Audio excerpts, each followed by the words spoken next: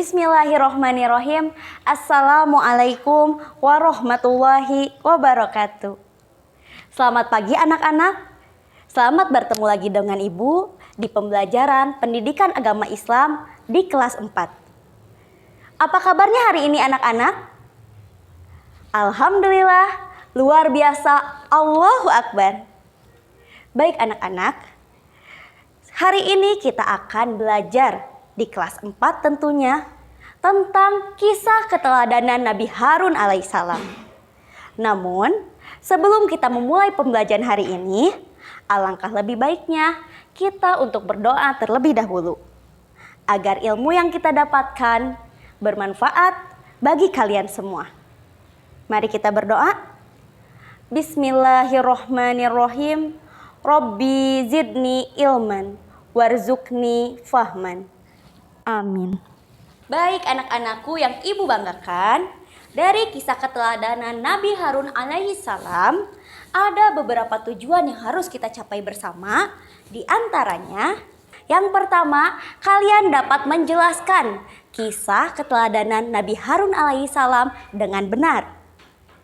Berikutnya, kalian dapat menceritakan sifat-sifat terpuji dari Nabi Harun alaihissalam dengan bahasa yang runtut. Bagaimana anak-anak?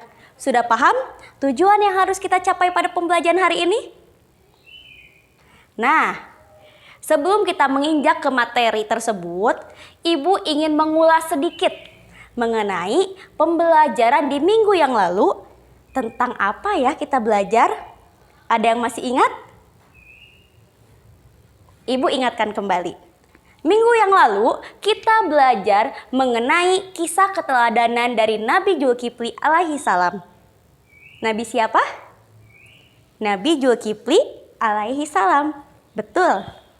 Nah, anak-anakku sekalian, Ibu akan memberikan pertanyaan mengenai kisah keteladanan Nabi Zulkifli alaihissalam yang pernah kita pelajari bersama di minggu lalu. Coba, ada yang masih ingat mengenai kisah keteladanannya? Mari kita simak pertanyaan berikut ini. Pertanyaan yang pertama, keturunan siapakah Nabi Zulkifli alaihissalam? Betul anak-anak, Nabi Zulkifli alaihissalam adalah keturunan dari Nabi Ayub alaihissalam. Pertanyaan yang kedua, siapakah nama asli dari Nabi Zulkifli alaihissalam? Betul sekali anak-anak. Nabi Zulkifli bernama Bashar. Pertanyaan yang ketiga, sikap keteladanan apakah yang harus kita contoh dari Nabi Zulkifli? Excellent jawabannya. Nabi Zulkifli adalah seorang yang sabar dan taat menjalankan perintah Allah. Selanjutnya, selain Nabi Zulkifli, Nabi yang melanjutkan risalah Islam adalah Nabi Harun. Sekarang, silahkan simak pertanyaan pada lembar kerja yang akan Ibu berikan. Nomor 1. Bagaimana peran Nabi Harun saat Nabi Musa berada di Bukit Tursina? Nomor 2, bagaimana sikap Nabi Harun saat umatnya kembali menyembah anak sapi yang dibuat oleh Samiri? Oke anak-anak, untuk menjawab pertanyaan yang Ibu berikan, silahkan simak tayangan video berikut mengenai kisah keteladanan Nabi Harun alaihissalam. Kisah Nabi Harun alaihissalam.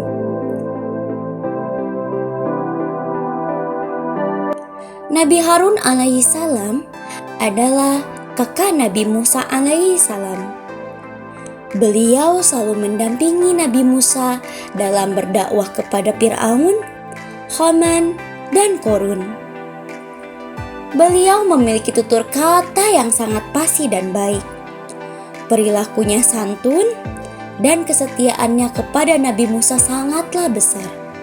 Nama lengkapnya adalah Harun bin Imran bin Kohits bin Lawi bin Yakub bin Ishak bin Ibrahim. Dengan demikian, Nabi Harun masih keturunan Nabi Ibrahim alaihissalam. Usia Nabi Harun lebih tua 3 tahun daripada Nabi Musa. Bersama Nabi Musa, beliau berdakwah menyampaikan ajaran dari Allah Subhanahu wa Ta'ala dengan penuh kesabaran. Karena kefasihannya Nabi Harun dalam berdakwah, banyak orang dari Bani Israel yang mengikuti ajaran beliau.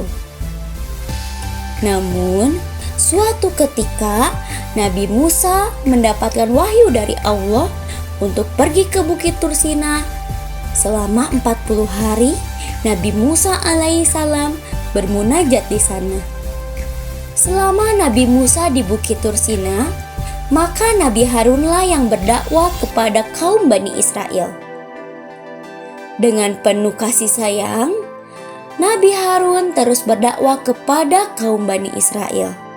Karena pada saat itu Nabi Harun diamanahi agar terus melanjutkan tongkat dakwahnya dari Nabi Musa. Walaupun segala ejekan dan hinaan dari kaum Bani Israel, tapi tidak membuat Nabi Harun gusar. Ini semua untuk memenuhi amanah yang diberikan Nabi Musa alaihissalam kepada beliau. Tapi sangat disayangkan, dengan kepergian Nabi Musa, penduduk Bani Israel malah semakin ingkar dari Allah. Mereka mulai tidak mau lagi menyembah kepada Allah dan kembali berbuat maksiat. Melihat hal itu, Nabi Harun sangatlah sedih. Namun beliau tetap berusaha mengajak kaumnya agar kembali ke jalan Allah. Tapi usahanya belum berhasil. Malah hinaan, ejekan, bahkan ancaman didapatkan oleh Nabi Harun alaihissalam. Suatu ketika ada seorang penduduk yang bernama Samiri. Ialah yang membuat patung anak sapi tersebut yang terbuat dari emas. Dengan kelicikannya, ia mempengaruhi kaum Bani Israel untuk menyembah patung buatannya. Dalam waktu singkat, penduduk Bani Israel pun menyembah patung buatan Samiri. Hal ini membuat Nabi Harun semakin bersedih. Nabi Harun kembali mengingatkan penduduk bahwa apa yang mereka lakukan itu sangat keliru. Namun, penduduk sudah terpengaruh oleh hasutan dan tipu daya Samiri. Sehingga bukannya mengikuti ajaran Nabi Harun, mereka malah mengancam akan membunuh Nabi Harun alaihissalam. Nabi Musa pun akhirnya kembali dari Bukit Tursina dengan membawa kitab Taurat sebagai wahyu dari Allah.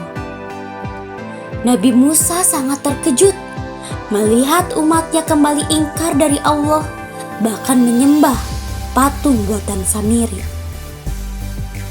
Nabi Musa sempat marah kepada Nabi Harun karena dinilai gagal memimpin kaum Bani Israel.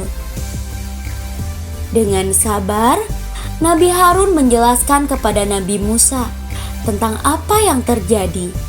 Kemudian, Nabi Musa dan Nabi Harun melanjutkan dakwahnya menyampaikan kitab Taurat. Selama hidupnya, Nabi Harun terus mendampingi Nabi Musa menyampaikan ajaran Allah. Sampai akhirnya, Nabi Harun tutup usia 11 bulan sebelum Nabi Musa wafat.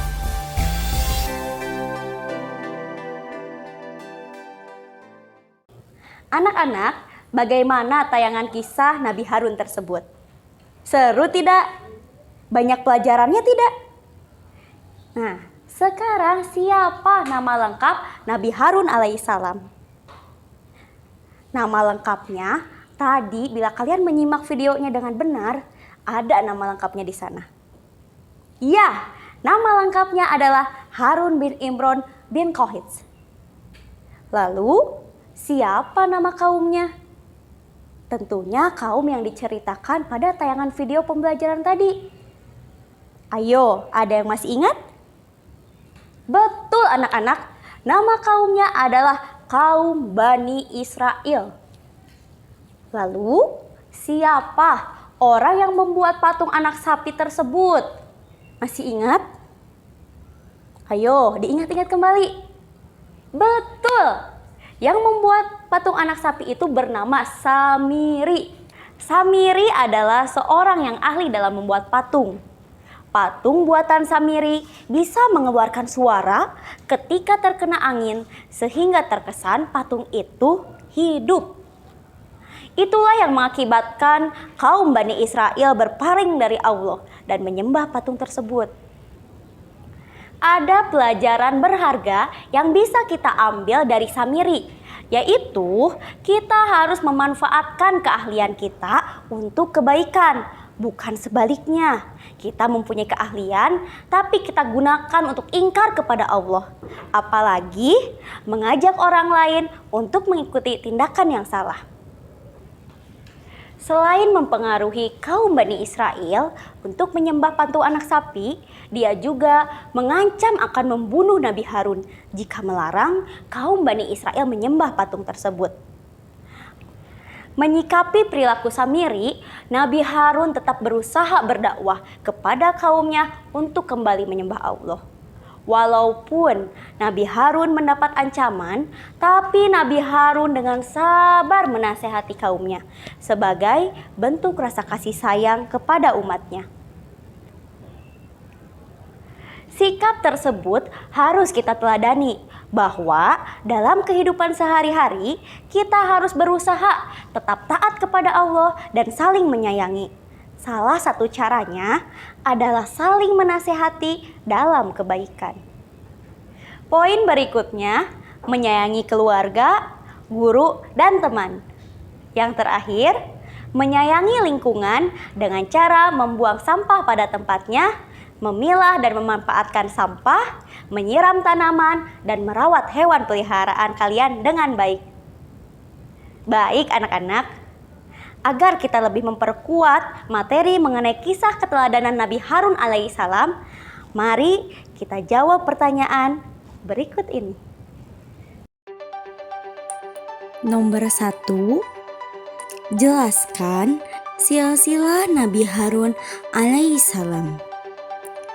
Nomor 2, bagaimana hubungan Nabi Musa dan Nabi Harun alaihissalam.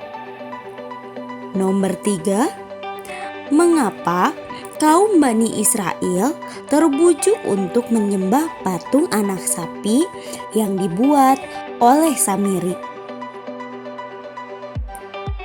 Nomor 4, sikap apa sajakah yang dapat kita teladani dari kisah Nabi Harun alaihissalam.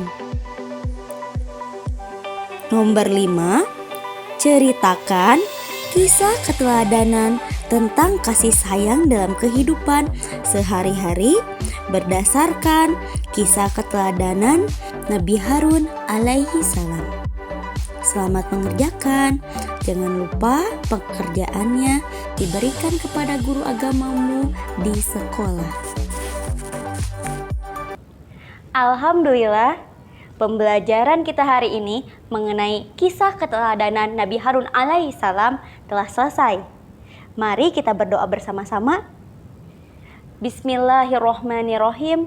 Subhanakallahumma wa bihamdika ashadu alla ilaha illa anta astagfiruka wa atubu ilaih.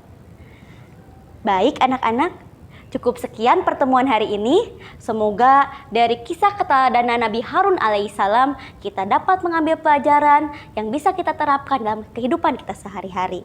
Terima kasih. Wassalamualaikum warahmatullahi wabarakatuh. Sampai jumpa kembali.